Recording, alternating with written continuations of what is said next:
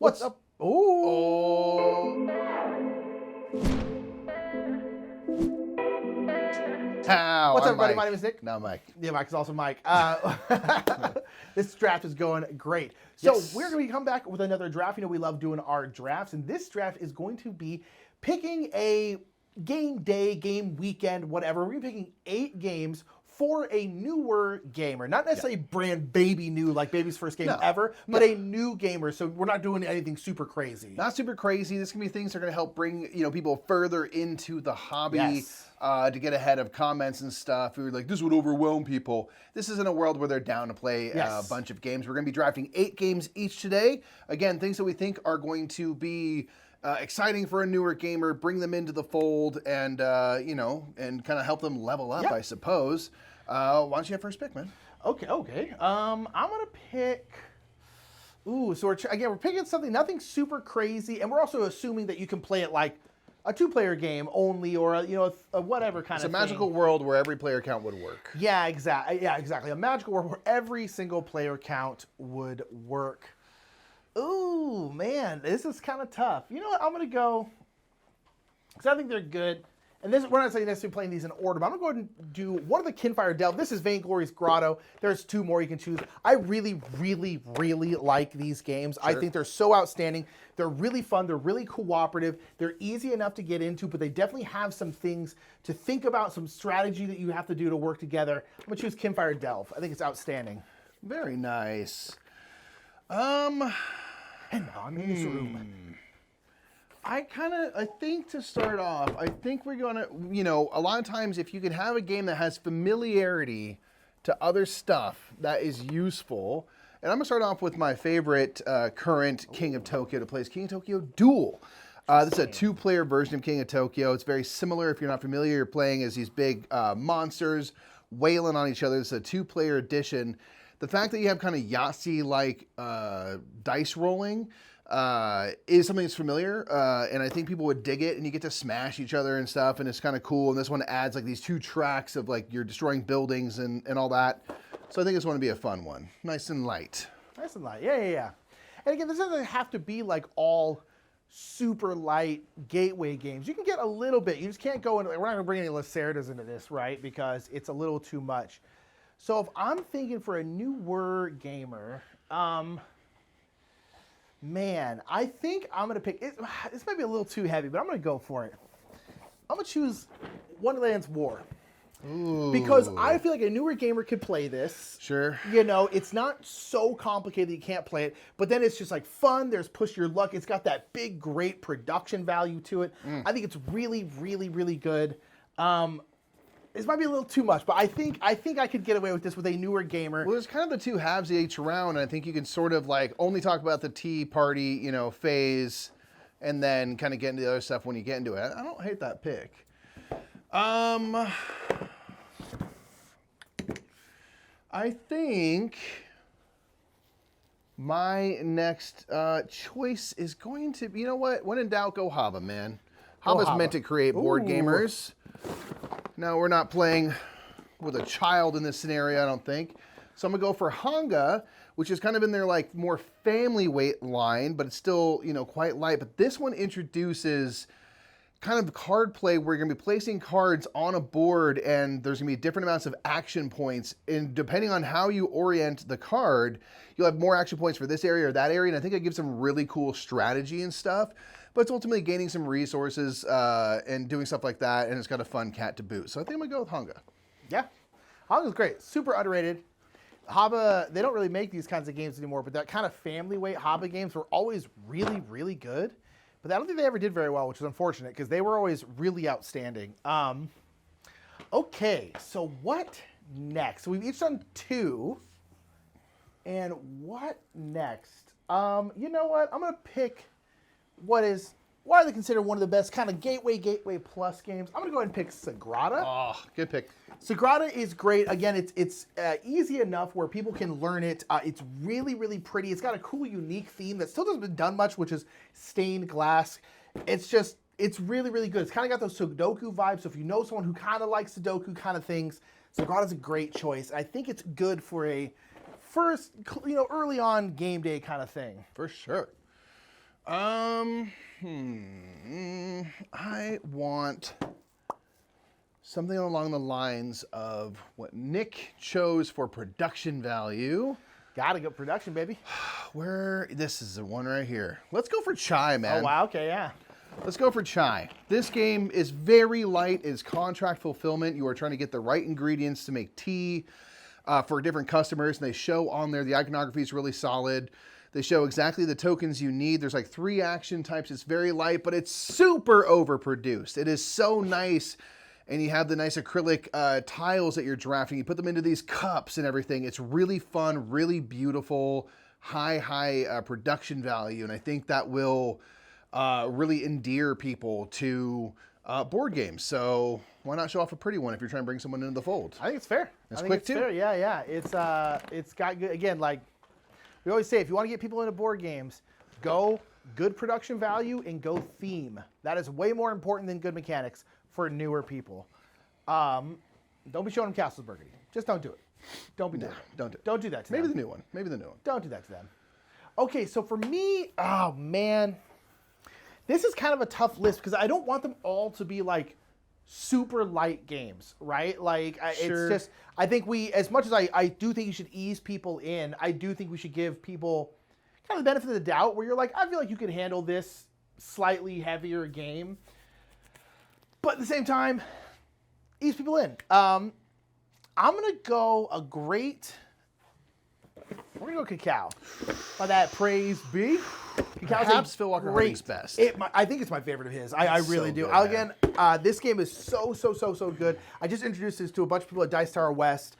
It's can't just go wrong really with great Praise Be. tile laying game. It's got some really unique things about it, despite it being pretty light, but some good stuff to think about. Phil Walker Harding, I think maybe his best. It's so good. Man. Cacao, baby. That is a good choice, man.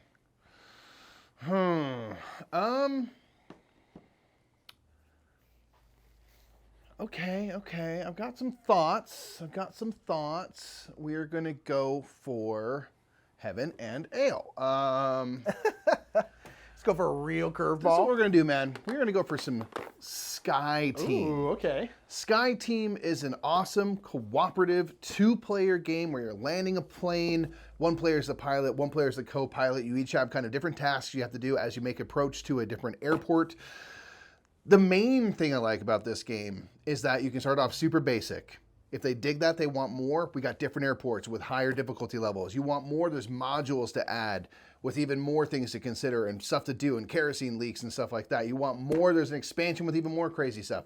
So you can level up and increase the difficulty level and start off nice and easy in a 2-player, can't talk about what you got.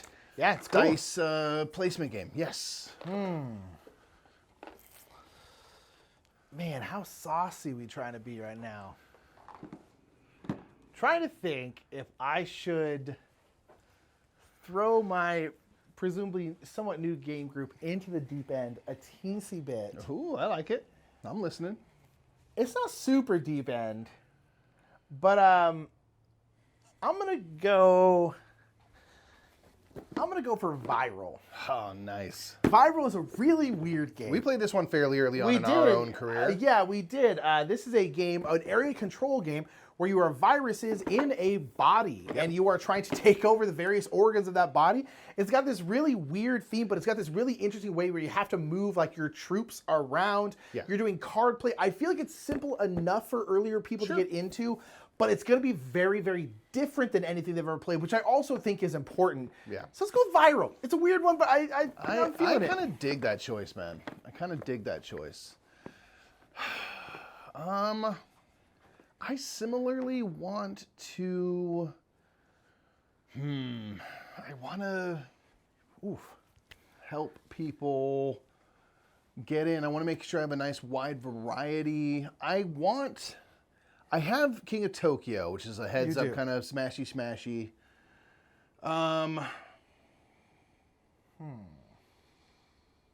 I guess I'll do Fire in the Lake Insurgency in Vietnam, GMT. Easy. How light could that be? You know what I mean? It's just absolutely simple. I think, let's do this, man. Let's go for a little bit of video game vibe. Let's Oh, go for wow, okay. some Neon Rain. Now, Interesting. this is one of the Manny Tremblay Neon Knights is the kind of sister company with Yeah. Chip Theory Games.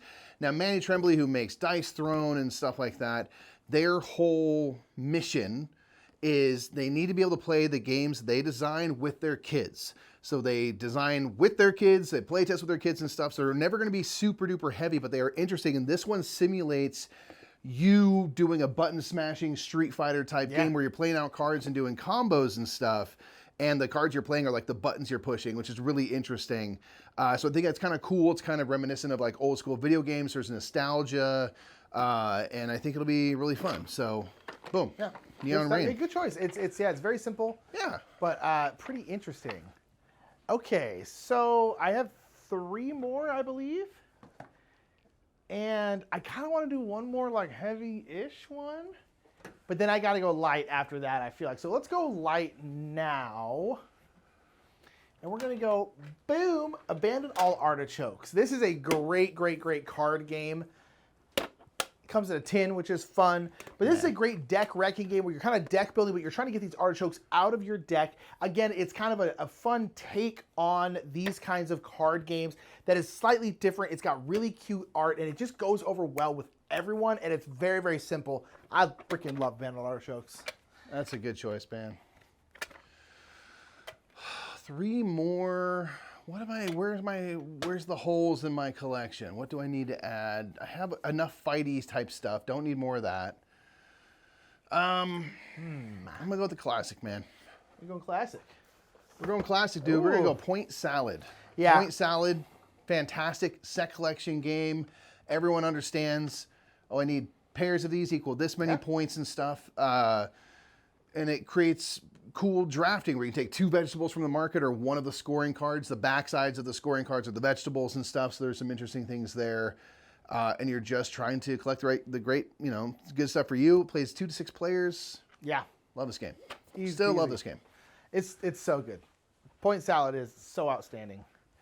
Okay, I think I'm gonna grab again. So when I'm doing this, I'm also trying to think of stuff that's kind of a little bit different, and so I'm gonna choose Quirky Circuits.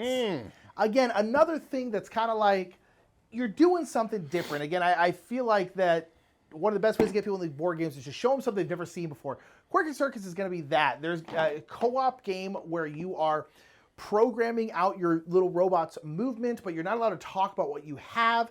So you're kind of putting stuff down, hoping that you do. You're kind of trying to do that mind meld of like, we need to do this. If I put down this, you know that I put down a straight, so you need to turn right. And so I think it's really fun.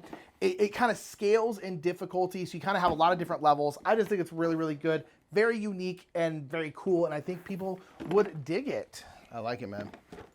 All right, I got my next piece. I want to go for Dimension. Dimension is a game where you are stacking balls into a little pyramid, and you are doing this in such a way that you satisfy all of the rules that are currently out there. And that might be that certain colors have to always be touching or never touching. Certain things cannot be above or below other things. There's really kind of interesting rules, and they're trying to build a pyramid that satisfies all the rules. And the thing I like about this is like it's super abstract. It's pretty though, like the balls are fun and stuff. So it's got some like good tactile, juiciness for you. You can add and take away the amount of rules that you use on the cards and stuff to make it a little bit easier. So I feel like you can kind of scale this as well, and it's just super fun. And I think the fact that it's just purely a puzzle game is also going to be easier to get into than like something with a lot of theme. I almost grabbed that a couple picks ago because I was like, ooh, that's a good one. That's a really good one for kind of early on. Okay, so I feel like I should grab something lighter right now. And our lighter games tend to be over here. Yeah, how are you going to finish out your I don't know. I stack? think my list is pretty good, but I kind of want... I have a couple co-ops, so I feel like I should pick something that's lighter, but not necessarily a co-op. Could be like another card game. I don't have something super like in your facey. So we're gonna go with Turnip. Nice. Turnip is a little card game that is all about like bluffing. It's all about kind of like misdirection. Accusing people of lying. Accusing people of lying. I don't really have one of those kind of games. It's not really my favorite kind of game in general, but I do think it's important to have one of those, especially with newer people. Where kind of social deduction games tend to appeal, I think, slightly more. And so Turnip's a really fun little game. Again, bluffing, accusing people, lying, things like that. It's also got weird like Renaissance art, but with carrots and bunnies. It's very cute. Yeah. But nonetheless, Turnip, it's a good time. It's a good time. And let's pick this one kind of for a little spicy pick. I like that choice. Okay, for my last one, just double checking to see if there's anything else I want instead. Because I think my last pick is Elite. Really like it. I think I'm going with it. Now, Horseless Carriage. You can, easy. You could go for any Carcassonne. Okay. But if my money, if you're going for one, let's go spooky. Yeah. All right. Halloween vibes. Ghost cooperative. We're going to go Mists over Carcassonne. Yeah. This is an awesome edition of Carcassonne. Carcassonne, to your point about giving a game that someone has never seen before. Yeah. This one, you just have a tile in the center of the table, and you start building out the map as you go. That's really unique. And in this one, you have ghosts that are coming in and kind of invading the fog. Yeah. And you're trying to really close cool. off the fog to get rid of ghosts and things. So it adds some like really fun elements. It's more thematic than a standard Carcassonne would be. I think it's really fun. And because you're working together, you get the satisfaction of like building out tiles so the landscape makes sense and adding some strategy with the ability to talk about what you think is best in a cooperative way. And especially if you're playing like in October, then like you gotta go for it. So that's my last pick right here. All right, well, I'll follow you in here. This was kind of a normal draft, not anything super, super crazy, but basically like, how we do? Of what we got here,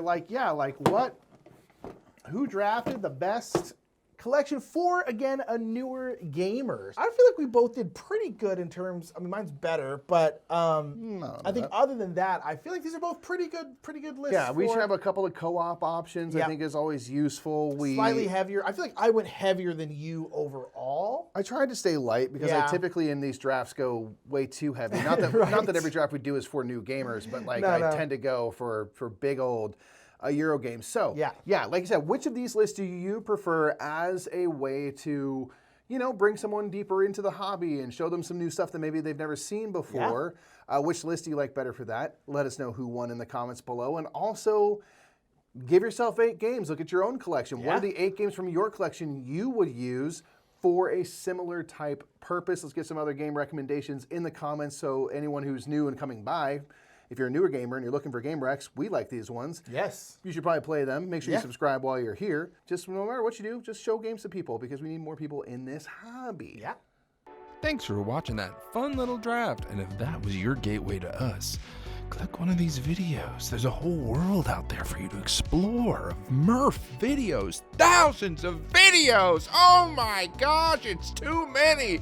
But still, you should watch some. Okay, bye.